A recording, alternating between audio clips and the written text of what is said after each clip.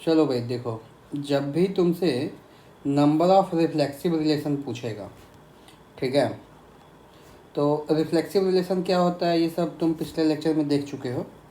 अगर तुमसे क्वेश्चन में नंबर ऑफ रिफ्लेक्सिव रिलेशन पूछे तो इस सेट में कितने एलिमेंट है ये देखना है। और इसका फार्मूला होता है 2 की पावर n इंटू n-1। यहाँ पे n क्या है, ये जो हमारा n है ये है number of element, number of element in set, है ना। तो यहाँ पर कितना एलिमेंट है, 2 एलिमेंट है। तो 2 की power 2 into 2-1 equal to, solve करोगे तो कितना हो जाएगा 4। तो तुमको याद करने वाला क्या चीज़ हो गया, नंबर ऑफ एलिमेंट 2 की पावर n इंटू n-1। आगे बढ़ते हैं हम लोग। किसी भी क्वेश्चन में बहुत ज़्यादा टाइम नहीं देना, ये ऑब्जेक्टिव क्वेश्चन हैं लेकिन ये क्वेश्चन रिपीट होंगे। अगला लेक्चर जो जाएगा रिलेशन का, उसमें रिलेशन ख़त्म हो जाएगा, उसमें हम लोग से बाकी जितने भी सब्जेक्टिव क्वेश्चन हैं उसको सॉल्व कर लेंगे। चलो भाई, अगला क्वेश्चन तुम्हारे सामने है, क्वेश्चन पढ़ो और समझने का कोशिश करो। कह रहा है, अगर क्वेश्चन पढ़ोगे सही से तो a relation R in set A equal to 1 2 3 is defined as, कोई सेट है जिसका रिलेशन डिफाइन है, ठीक है। तो अब मान लो कि ये इस तरीके से डिफाइन कह रहा है, किया गया है, which of the following order pair should be remove to make it equivalence. कह रहा है कि कौन सा ऑर्डर पेयर जो है सो हटा दिया जाए ताकि ये जो है सो हमारा क्या हो जाए, तो इक्विवेलेंस हो जाए। तो देखो, अगर तुमको याद हो तो इक्विवेलेंस के लिए जो इक्विवेलेंस रिलेशन होता है उसके लिए हमको पता है कि भाई इक्विवेलेंस रिलेशन के लिए कंडीशन है कि रिलेशन जो है सब कुछ होना चाहिए, मतलब रिफ्लेक्सिव भी होना चाहिए, ट्रांजिटिव भी होना चाहिए, तुमको जो है सो मतलब जितने भी तरीके का है, सिमेट्रिक है, वो तीनों होना चाहिए। तो भाई बात करते हैं इक्विवेलेंस के लिए, है ना। तो देखो, इक्विवेलेंस के लिए हम लोग कहेंगे, कुछ यूँ कहेंगे कि इक्विवेलेंस रिलेशन के लिए इसको क्या क्या होना पड़ेगा, रिफ्लेक्सिव होना पड़ेगा, रिफ्लेक्सिव होना पड़ेगा, ट्रांजिटिव होना पड़ेगा। एलिमेंट देखो 1,1, ठीक है, 2,2 3,3। अगर सिर्फ ये एलिमेंट हो 1,1 2,2 3,3, तो देखो तो A बिलोंग्स टू R, इसका मतलब ये रिफ्लेक्सिव है। अच्छा, तुम ये कंडीशन भी पढ़े होगे कि all reflexive relations are symmetric, है ना, ऑल रिफ्लेक्सिव आर सिमेट्रिक, है ना।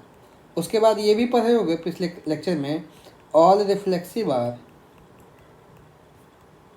ट्रांजिटिव, ठीक है। तो अगर इसमें हम लोग 1,2 हटा दें तो देखो 1,1 2,2 3,3, ये एक प्योर रिफ्लेक्सिव रिलेशन बनेगा जो कि अपने आप में सिमेट्रिक भी रहेगा और ट्रांजिटिव भी रहेगा। मतलब क्या हो जाएगा, वो इक्विवेलेंस रिलेशन हो जाएगा।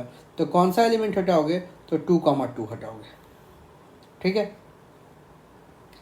अगला क्वेश्चन है, let set x equal to इतना, a relation R is defined as 1,3 2,2 2,3 minimum order pair which should be added in the relation to make it reflexive and symmetric। भाई मेरे रिफ्लेक्सिव बनाने के लिए पहले समझो, रिफ्लेक्सिव बनाने के लिए अगर हमको इसमें 1 है तो हमको 1,1 भी ऐड करना पड़ेगा, ठीक है। 2,2 तो है ही, और 3,3 भी ऐड करना पड़ेगा, तो इतने से रिफ्लेक्सिव बन जाएगा। अब बोलोगे कि सर इसको जो है सो सिमेट्रिक भी बनाना है, तो सिमेट्रिक के लिए अगर 1,3 है मेरे भाई, तो 3,1 भी प्रेजेंट होना चाहिए ना। याद करो, ARB तो BRA भी होना चाहिए ना, तभी तो बनता था। तो 1,1 3,3, ये 1,1 3,3 देखो इसमें नहीं है, इसमें 1,1 नहीं है तो ये भी नहीं होगा। 1,1 3,3 1,1 3,3।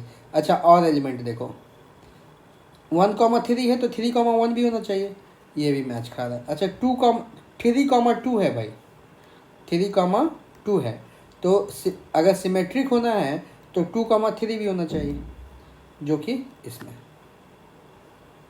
ठीक है, अगला देखो, let R be a relation set given by इतना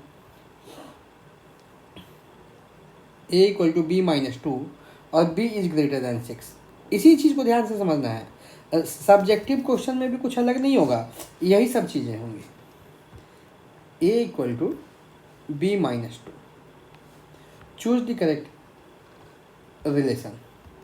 भाई a और b का हमको खोजना है तो अच्छी बात है। तो अगर मान लो पहला ऑप्शन देखते हैं, हमको नहीं पता क्या आंसर होगा, अगर पहला ऑप्शन देखते हैं तो a इक्वल टू होगा 2 और b इक्वल टू होगा 4। अब ध्यान दो, a इक्वल टू 2 मतलब 2 equal to 4 minus 2 equal to 2, बिल्कुल सही बात है।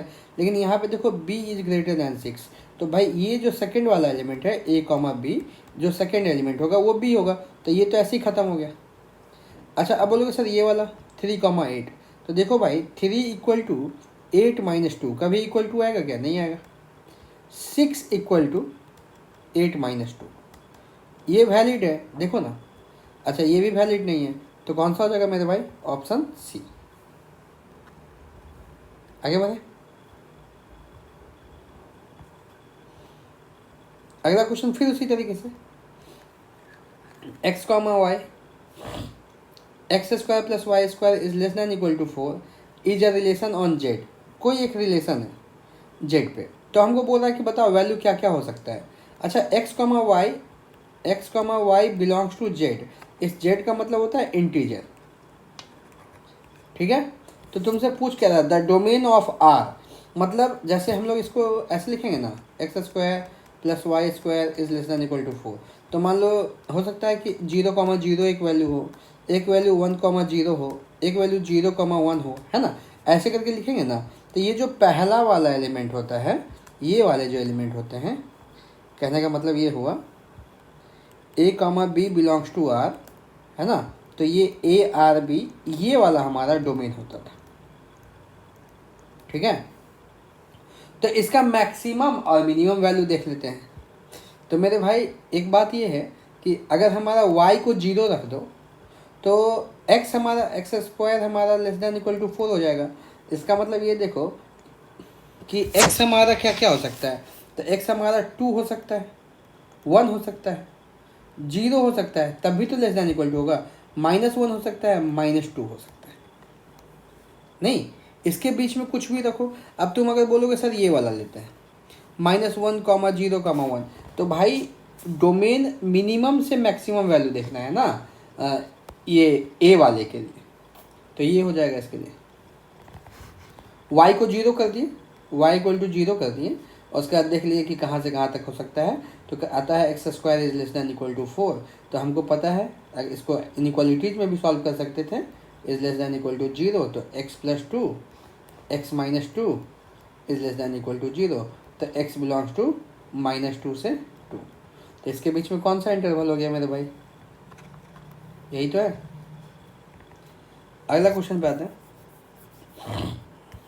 लेट द रिलेशन आर, अब ये सेम उसी तरीके से है, मॉड है भाई, मॉड है और कुछ भी नहीं है।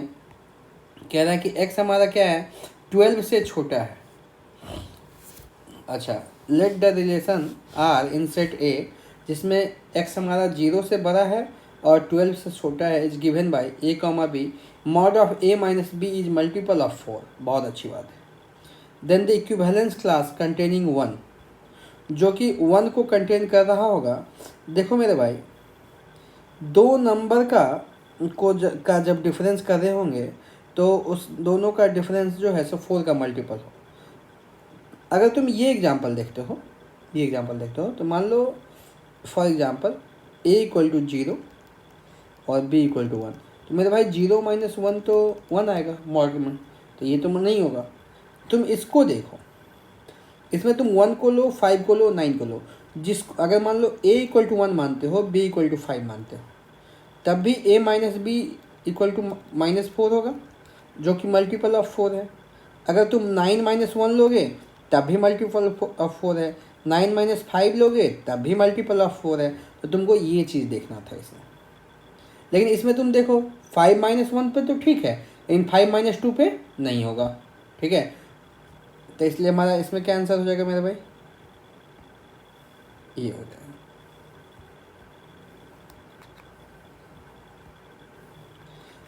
कहने का मतलब ये है कि इसी में से एलिमेंट उठाना है, एक को ए लेना है, एक को बी लेना है, दोनों का डिफरेंस करके देखना है कि वो हमेशा क्या हो, मल्टीपल ऑफ 4 हो। तो इस ऑप्शन में तो नहीं है ना। अब आते हैं 2024 में कैसे क्वेश्चन पूछे गए हैं। तो ये एक अच्छा क्वेश्चन है, ये पहले तुम लोग सोचोगे। The relation x plus Y is a prime number and x is not a reflexive relation. मेरे भाई कह रहा है कि x प्लस वाई जो है प्राइम नंबर है। अब देखो प्राइम नंबर मतलब जैसे मान लो हम लोग बात करते हैं 13 का, ठीक है, 7 का, 3 का, 2 का, 5 का, ये सब का बात करते हैं। अब एग्जाम्पल ले लिया, देख लेते हैं। x plus Y is a prime number and x comma Y belongs to natural number. अच्छी बात है। देखो मेरे भाई, इज नॉट अ रिफ्लेक्सिव, कह रहा है कि ये एक रिफ्लेक्सिव रिलेशन नहीं होगा। तुम याद करो रिफ्लेक्सिव में क्या होता था, ए कॉमा ए।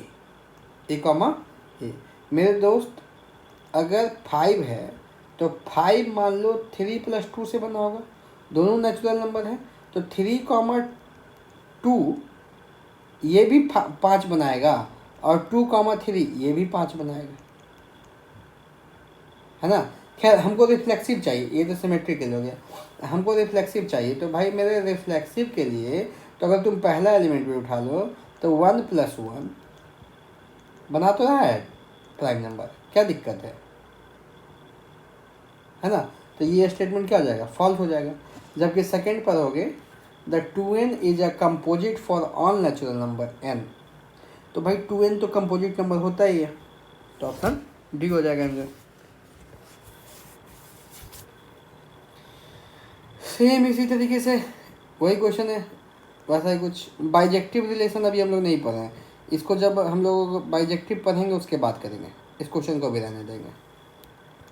ठीक है, तो इतना ही ऑब्जेक्टिव था पिछले 3-4 सालों में। अब अगला जो सीरीज आएगा उसमें तुमको सब्जेक्टिव क्वेश्चंस रहेंगे, थोड़े डिटेल्स में सॉल्यूशन जाएगा, उसका लेक्चर भी थोड़ा लंबा जाएगा। ओके।